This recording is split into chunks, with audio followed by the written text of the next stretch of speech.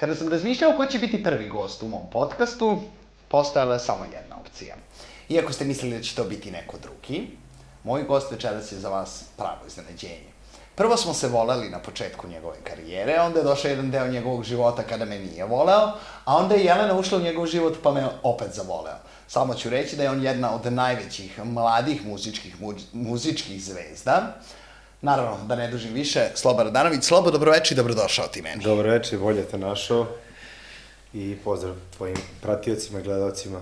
Da, ako neko nije subscribe ispod ovde dole, ova dole što ima u uglu, to je to, naravno i kanal Sloba Radanović, ko nije znao i ko ga nije zapratio, neka ga zaprati sad. Na silu nemojte. A ne na silu, ništa ne radimo na silu. Ajde ovako, ali imaš tremu? Nemam. Sigurno? 100%. Toliko sam prošao svega u posljednjih 5 godina. Ne, da li imaš tremu od mene? I da li te vraćam ja na onaj period kada smo bili na ratnoj nozi? Mislim, bar sam ja mislio da smo mi na ratnoj nozi. Pa ti kažeš ja sam te voleo, pa te nisam voleo, pa te nego. Ja mislim da ste vi mene voleli, pa me niste voleli, pa ste me voleli. Mislim da je to obrnuto. Aha, dobro. A šta misliš danas, da li te volim ili te ne volim? Pa, čim sam ovde, vjerojatno me volite. Naravno, i zato si prvi. Pa da. Pa dobro, drago mi.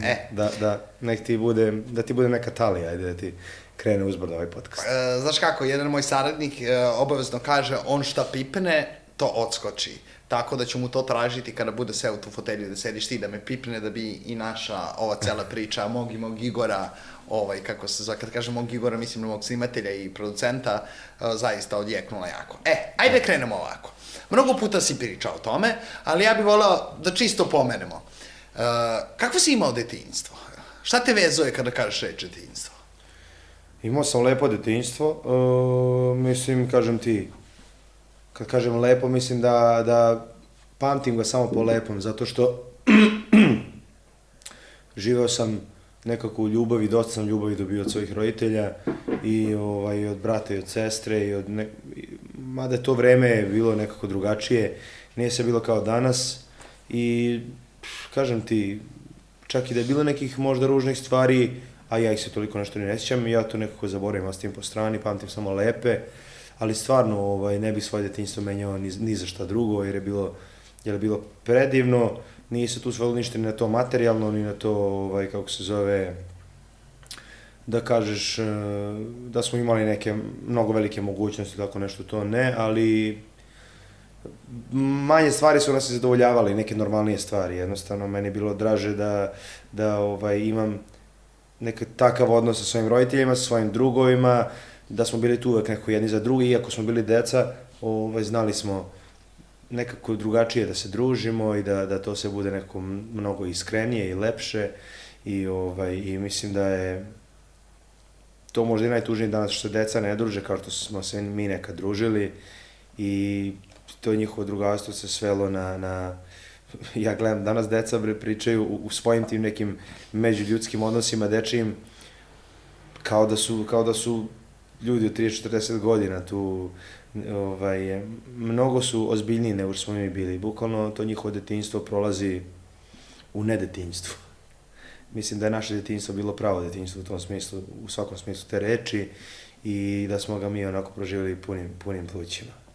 Pomenuo si svoje roditelje. Mene zanima, ko je bio strožiji, otac ili majka? Majka mnogo strožija bila. Tata baš uopšte nije bio strog. Tata je bio... Čekaj, ako se ne varam, ti si tvom ocu prvo dete i jedino, ali tako? Ne, obrnuto. Majci sam prvo dete, a tata imao brat i sestru, da, iz prvog braka. Mislim, oni su sa nama, s mojom majkom i sa njim su odrasli, svi smo zajedno. Moja majka ih ko svoju decu gledala, tako da, ali... Jesam nekako bio, da kažeš, mezimče, jer brat je bio stariji od mene 12 godina, sestra 10, ali nikad se nismo nešto tu, sad da kažeš, odvajali. Mama je bila dosta strože, Ćale je onako, nije bio, jednom sećam da je možda ono bio nešto onako pobesnao na mene i tu posle toga više se kajao nego što je ga držao taj bes, tako da ono fazonu bio je moj mami nešto me udario i... Stani sekund, to mi je bio šlagvor za sledeće pitanje, ali sam si ga dao. Kada pričamo o tome, danas kada udariš svoje dete, ja mogu da odem kao komši i da te prijavim da je to neko fizičko porodično nasilje. Ja mogu kao koje komšija batine prve pamtiš od tate, a koje od mame? Pa ne pamtim sad da kažeš. Dobro, rekao si tata te udario. Tata mi ali ja se toga ne sjećam. Meni mama samo pričala, možda nešto kroz maglu, onako, ne mogu ti opišem, nisu to bile tolike batine koliko je meni bilo sad. Ja nisam navikao da me tata udari, koliko meni to bilo strašno me tata udari, što nije mama, znaš, to mi je bilo onako... A te udarila mama nekad? Pa mama je znala, kad god sam bio sam onako, imao sam toliko kad sam nestašan i sećam se jednom da sam se toliko zalepio da hoću neki sladoled i a bio sam bolestan, ona mi je rekla ne smeš sladoled, bolestan si. I onda me umlatila onako ko vola i... Znači da bi si batine zbog sladoleda. Ali trebali su jače. Možda bi još pametniji. Ja mislim da to svi mi kažemo. Trebali ste više danas. Pa ne, danas je sve svelo na to da ti drugi vaspitavaju decu, ne ti sam. Tako da, u suštini dozvolili su da deca vaspitavaju roditelji, da deca vaspitavaju nastavnike, da deca vaspitavaju učitelje, komšije. Tako da, sve to kreće iz kuće i tvoje dete, kao dete prijavilo roditelje, prijavilo oca, majku. Pa ti trebaš da vaspitaš tvoje dete da njemu ne pade na pamet uopšte da on treba da zna da si ti njemu najveći prijatelj na svetu, što bi on prijavio svog najvećeg prijatelja na svetu, da si ti tu uvek za njega. Tako da, sve to otiče nekom pogrešnom smeru i samo treba dosta paziti na svoju decu u današnje vreme i samo ih učiti pravim vrednostima da budu dobri ljudi, jer ti ako ga kod kuće naučiš svemu dobrom, on može ode negde u školu, u neko društvo, tamo, gde su deca drugačije vaspitana i tu poprimi neke drugačije karakteristike svog ponašanja i onda ga opet treba malo vući na tu pravu stranu okej, to je detinjstvo, ja shvatam da uvek tu mora biti neki nestašluka i svega toga, ali mislim da to sve treba zadržati u nekim normalnim granicama. Dobro, pomenuo si školu, hajde pitamo, šta pamtiš iz škole? Najviše. Kakav si đak bio? Bio sam odličan đak, mislim skroz odličan sam bio do 6. ja mislim razrednog, da sam bio odličan na posljednje 2 godine, nešto od par četvorki sam imao možda. Koji si predmet najviše volao? Pa ja sam najviše voleo... Ne bi samo reći muzičko, fizičko i likovno. Nije, likovno sam voleo, dobro, ajde, muzičku sam voleo, ali to nekako ne doživljam kao predmet, u tome, ja mislim da treba svi da uživamo, to su takvi predmeti. A voleo sam društvene nauke, istoriju, geografiju, to sam baš onako voleo. I u osnovnoj školi, kažem ti, najmanje sam voleo te prirodne, matematika, hemija, fizika. Kažeš, voleo si istoriju? Da, istoriju sam voleo. Kada je počeo Prvi svjetski rat? Prvi svjetski rat, 1914. A, dobro. 28. juna, kada je Gavrilo Princip ubio Franca Ferdinanda. Bravo, Slobice! Mogu ti reći jedan tvoj kolega ne zna. Nije to kako se zove... Jako je popularan i nakon velikom glasu ne zna kada je počeo. Pa nije počeo i nakon tog intervjua me pitao, jel si morao to da me pitaš? Posle tog događaja nam je Austro-Ugarska objavila rat. Dobro, Slobo, nismo na času istorije, ajmo da nastavimo dalje.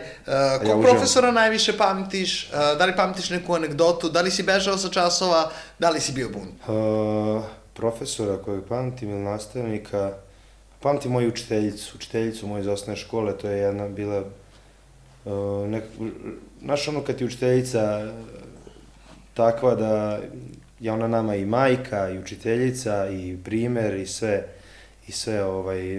najlepše što je moglo da bude. Ljiljana Petrović se zvala. I stvarno nju pamtim po najlepšem, pogotovo taj njen odnos prema nama, ne samo odnos učiteljice prema đaku, nego taj majčinski neki odnos.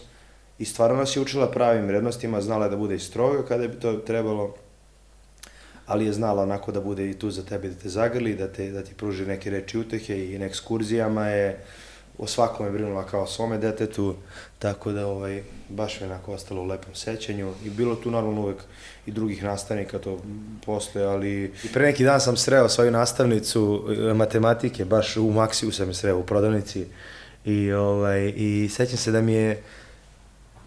ona mi je prva dala keca bila u životu svom i ne mogu ti objasnim koja je to trauma bila za mene u tom trenutku, zašto do tada nikad nisam dobio može se neku trojku bi dobio, ali jedinicu, brate, ja razmisliš ne smem kući, hoću kažem roditeljima, ali ja znam da su moji roditelji se bili u tom fazonu da, okej, dobio si keca, popravit ćeš, znaš, ali nekako, meni je to bilo trauma jer nisam bio spreman na to da ja dobijem jedinicu, to je bila matematika i nešto ja sam pre toga bio bolestan, nisam dolazio u školu, te neke lekcije sam preskočio, inače bi ja 2 dobio. Ali kunem ti se, evo sad kad te pričam, mogu da osjetim taj osjećaj koji sam ja u tom trenutku osjetio. I, mislim, značila mi je škola, mnogo, hteo sam da budem dobar đak, hteo sam da nisam se ja plašio svojih roditelja nekako da će oni nešto da urade, nego sam se plašio da ih ne, kako ti kažem, da ih ne razočaram, znaš. Nisu oni sad nešto previše uvek nije očekivali od mene, oni su govorili samo, bitno nam je da budeš dobar čovek i trudi se i da završiš tu školu, ne treba da imaš sve petice, ali budi dobar đak, dobit ćeš jedinicu i popravit ćeš je, ali kažem ti, opet mislim da je to do vaspitanja, kad si normalno vaspitan, tako ćeš normalno i razmišljaš.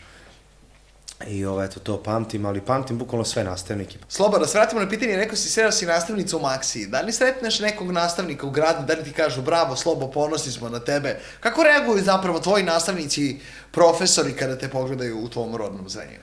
Pa ona mi je stvarno rekla da je ponosna na mene i da je mnogo drago i da stvarno ona je mene mnogo volela.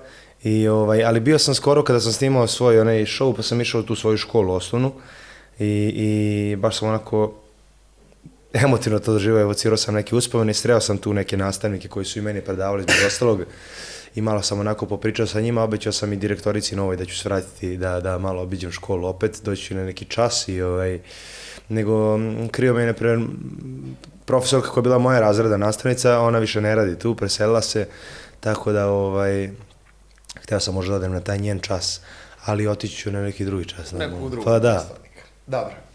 Obično su se svima nama prve ljubavi desile u osnovnoj školi. Da li se sećaš svoje prve ljubavi iz osnovne škole?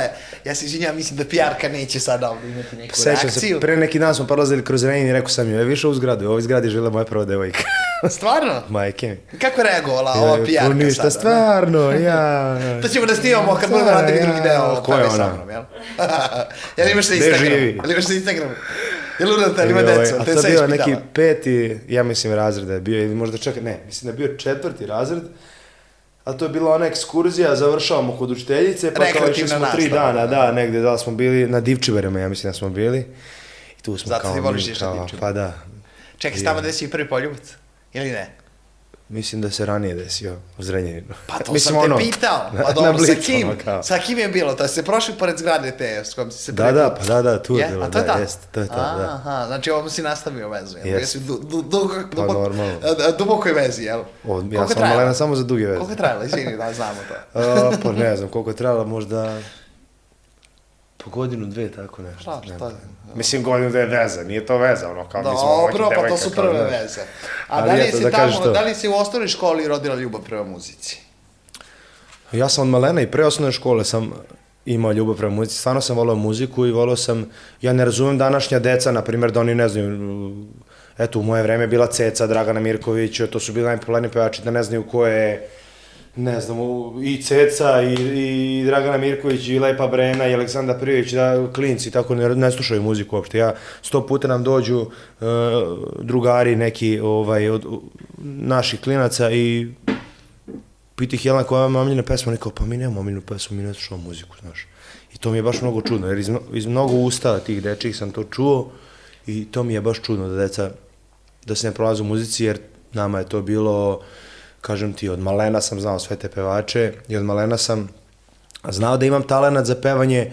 Nisam sebe možda video odmah u početku da ću se time baviti, ali kako vreme prolazilo, ja sam video da to što ja znam da pevam, da to nije ono klasično, što lepo peva, kao može u hor, nego da video sam da imam smisla za to, da imam talenta za to i tako se nekako i rađala ta ljubav prema muzici sve ozbiljnije, znaš. To je bilo možda na nekom dečijem nivou ranije, jer ja znam kad sam bio klinac, možda sam imao, ne znam, 8-9 godina, ja pevam u kući, a on dođu prijatelji u predveče od mog ćaleta tu iz komšiluka i njih 3-4 i onako sedi, oni me ne slušaju, ja kao njima pevam. I oni kao, kad ja završim, oni aplauz. Jesi tada možda potegao iz flaše pivo prvi put kada si pevao za prijatelje, tatini ili ne, ili ti se to nije dozvoljavalo? Pa nije mi se nešto dozvoljavalo, ali Kad si se prvi put imao sam jednog brata, sećam se, bio sam baš mali, on mi onako, jednom mi umočio mi je prst bio u pivo i kao probaj. Ja sam, da li pio pivo, možda i rakija. Ja istinski napio? Da.